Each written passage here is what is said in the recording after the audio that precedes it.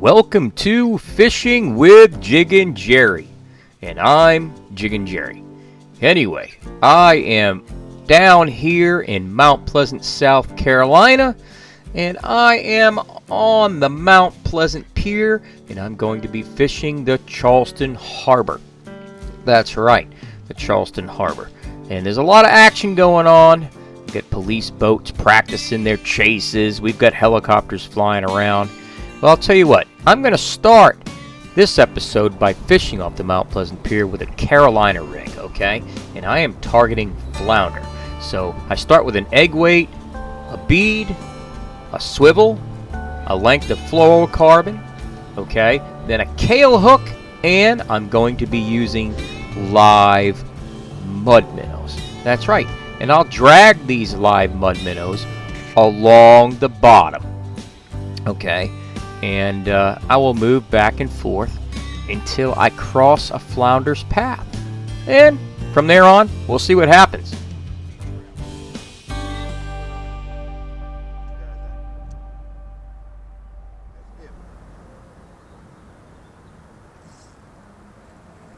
That's a flounder. It's a nice one. Yeah, I'm gonna come to that net. I got one right here. I got it.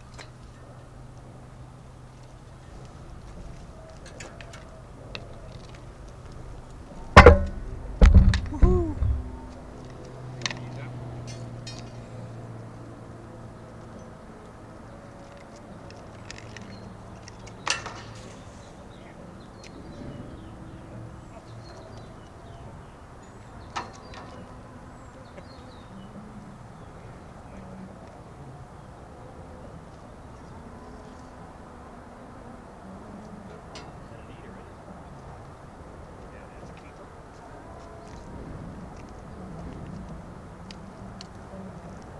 My camera's all tilted. Sorry guys, tilted camera.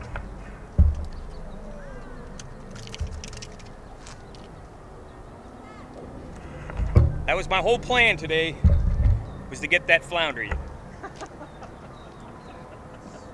got it? Yeah. You need 8? Oh, you got it with you. That's 16. Oh yeah, easy. Hold still, buddy. I got it.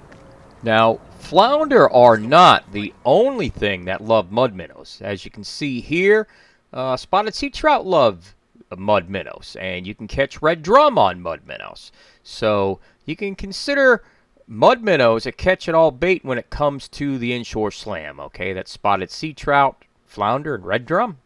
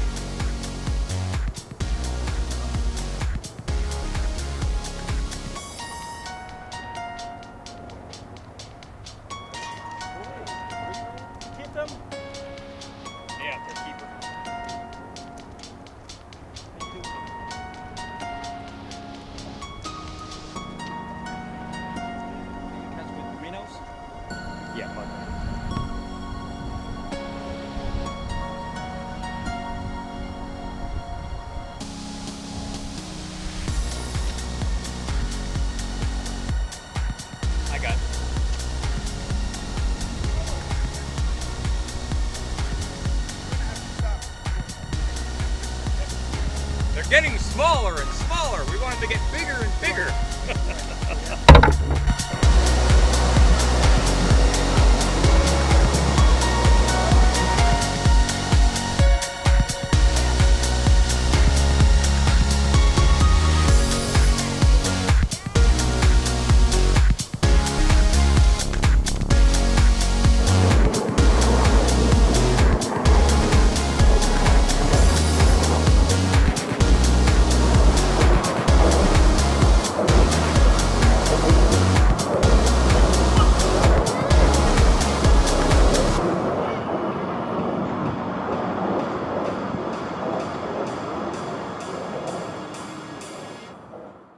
Okay, well, meanwhile, I am taking a break from inshore fishing, and Colin and I are going to run out up the Telrace Canal to target some catfish.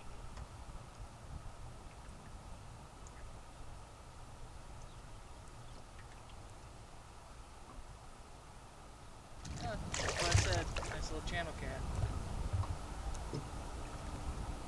There's gotta be a little pond.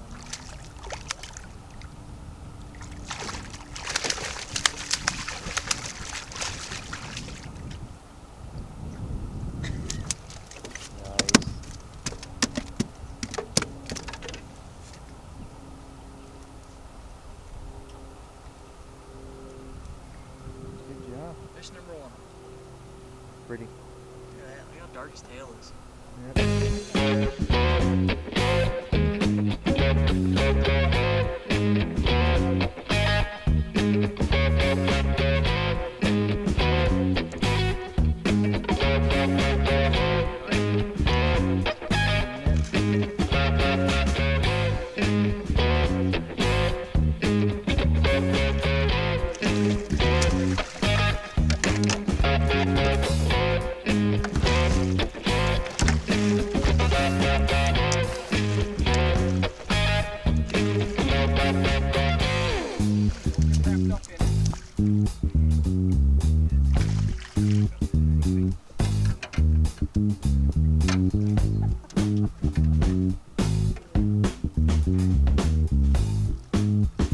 There you go.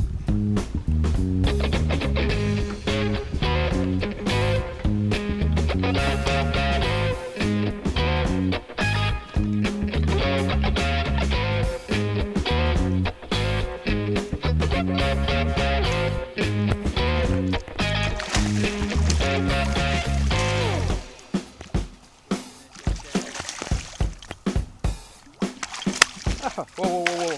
Back up.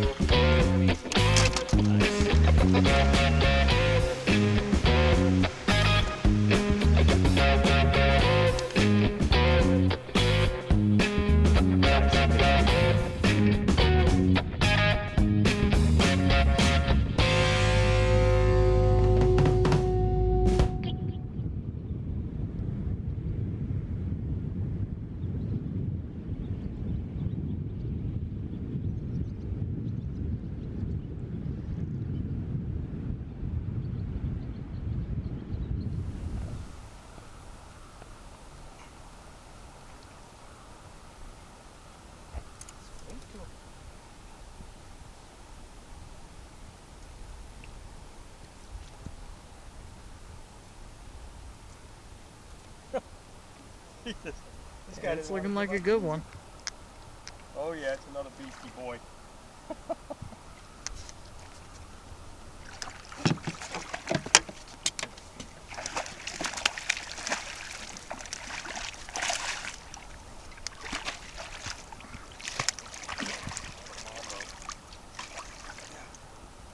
There you go. Woo.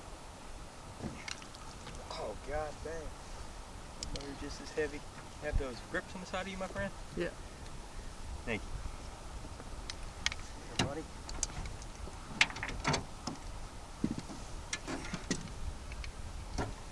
Come and see everybody. Come and see everybody.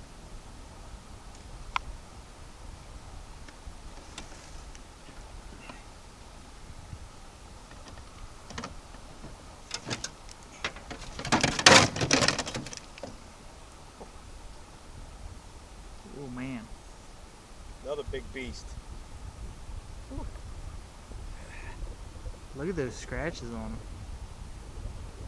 They're on the other side. Oh yeah, on the gill. Somebody tried to grab him. Yeah. Man, what a beast. Out here with Colin, having a good time, popping some big old cats. Well, as you can tell, Colin and I had a great time catching some catfish. And before you know it, we were headed back out of there because, this week I got to meet up with another friend of mine, and we are going to run out to some creeks to see if we can get some small eating size red drum.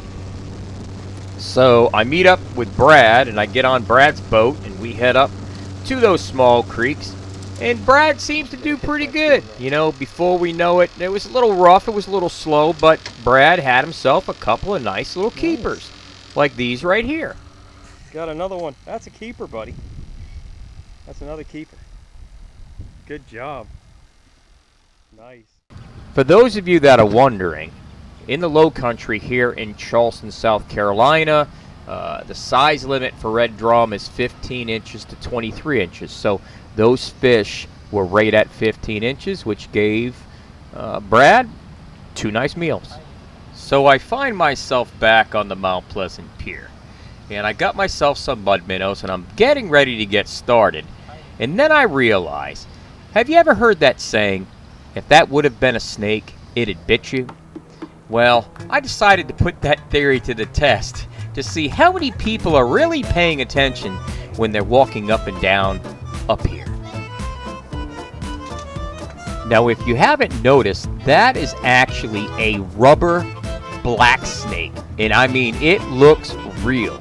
Put it there like that on purpose to see how many people actually look down and pay attention to the surroundings when they're walking around town.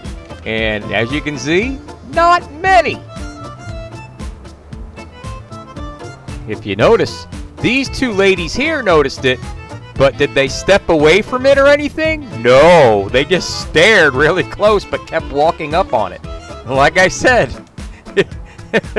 if that would have been a snake, it would have bit you. They're like, oh, I don't see it. She saw it so fast. It went too fast. All right, let's get back to some fishing. So sometimes you just can't get every fight on video, but nice flounder. That's dinner. That's almost 18 inches right there, guys. I'm eating good tonight.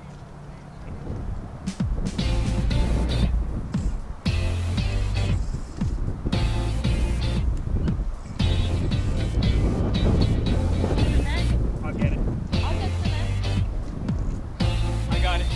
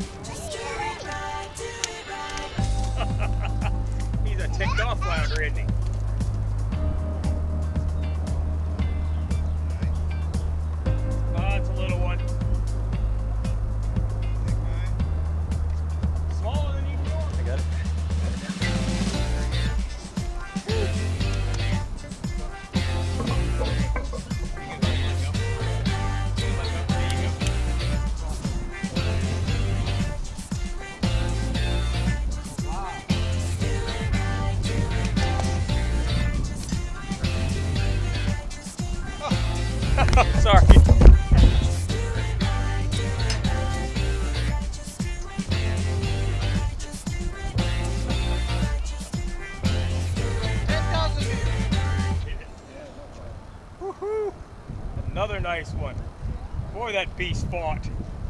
That was a fight. You see him go into that pier? Yeah, I saw the hook and went like. Woo! Cheers! Cheers! Cheers! Cheers! Wow, that was like a moment simultaneous.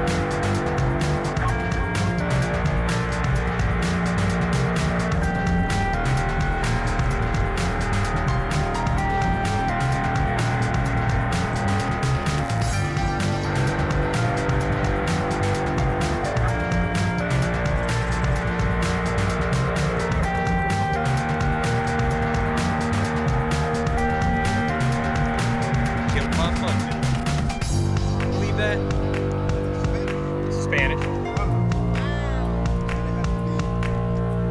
Well,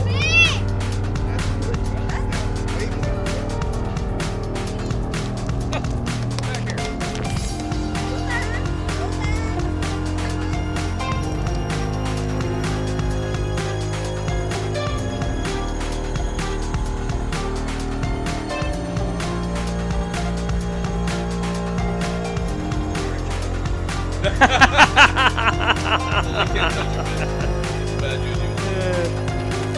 Oh, there you go, Vince. You know, that's, hey, that's picture worthy.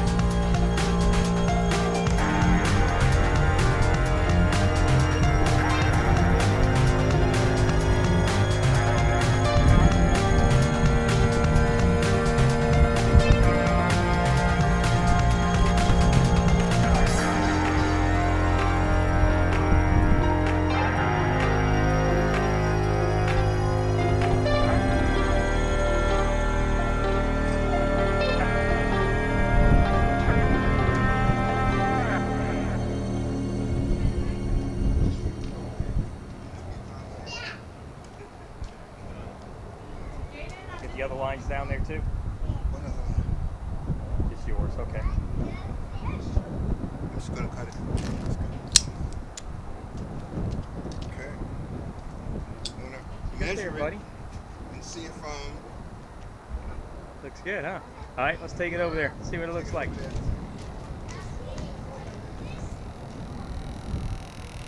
You just put it on the board behind you. getting smart. I'm just getting smart in a dumb way. Don't bite me. Oh, slide down. Stop. It's a keeper. It's a keeper. It's a keeper. Vince, you've got a keeper trout and a keeper flounder today. I did. But you're gonna do that. We're gonna have to get a cell phone pic, aren't we? Woohoo! Well, all right. Man, what a fantastic time. I enjoy fishing all over the place, but I thoroughly had a great time fishing the Mount Pleasant Pier with some friends and some new acquaintances. And hey, I just want to say to all my fans out there, thanks for watching. I appreciate you watching. And for those of you watching for the first time, do not forget, look down. There is a subscribe button and a bell. Please subscribe. Click that bell. It'll let you know when I have more shows available. And for any of you that would love to learn any of the techniques you saw me use in this video, don't forget, I'm a fishing instructor and a guide. You can give me a call at the number on this flyer right here, or email me, and I can help you out with your next fishing adventure. Anyway, like I always say, good luck out there and have fun fishing. Catch you next time.